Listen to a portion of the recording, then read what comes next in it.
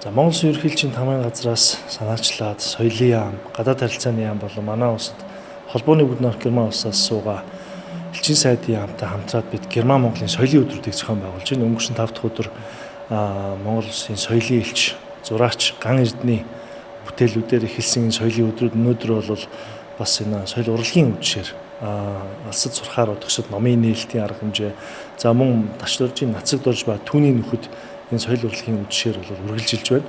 За өнөөдрийн энэхүү арга хэмжээнд бол бас маш олон үзэгчид зочид ирлээ. Манай одоо 100 жилийн өмнө эхлүүлсэн боловсролын салбарт хамтын ажиллагаа, Монгол Германы боловсролын салбарт хамтын ажиллагааны одоо 100 жилийн ог тэмдэглэн өнгөрүүлж байгаа энэхүү жилийн одоо энэ гол арга хэмжээнүүдийн нэг бол яхахгүй өнөөдөр болсон энэ Ташдоржийн Нацаг дорж ба түүний нөхөд болон алсад сурахаар удагшид энэ номын нээлтийн арга хэмжээ байлаа. Тэгээд Улсын Армийн Эрдмийн театртаа энэхүү арга хэмжээг бас соёлын яам, гадаад харилцааны яамтайгаа хамтарч мөн одоо элчин сайдын яам, Германы элчин сайдын яамтай хамтарч зохион байгуулснаас баяртай байна.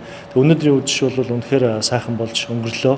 Нийт одоо үзэгчд донд маань бас олон сурагчид байсан, оюутнууд байсан, ахмад данстангууд маань байлаа. За мөн энэ 100 жилийн өмнө Герман болон Франц улсад сурахаар явсан Монгол оюутнууд, ховын дээр залуучуудын үр хүүхэд ач зээнаар бол бас хүрэлцэн ирсэн. Ийм сайхан арга хэмжээ боллоо. Энэхүү арга хэмжээнд бол Ташдорж их зохиолч Ташдоржийн Нацаг дорж намдаггүй намхай зэрэг нарын одоо мундаг бүтээлүүдээс тийм ээ шилдэг бүтээлүүдээс бол бас төвөрлөн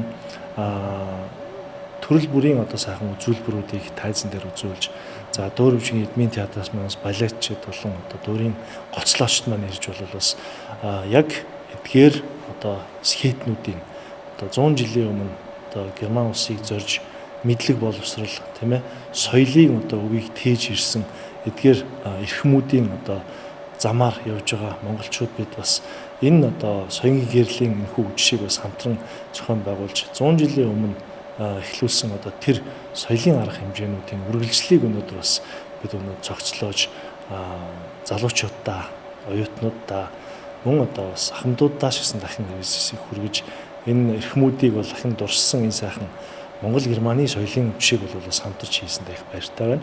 Тэгээд энэхүү арга хэмжээнүүд бол эх өдрүүдэд үргэлжлэн Монгол Германы соёлын өдрүүдийг бид энэ 7 хоногт бүтэн 4 өдөр хүртэл хийхээр төлөвлөсөн байгаа. Жазийн үдэш, одоо сонгодог хөгжмийн үдэш, за мөн германаар хэн уран унших вэ?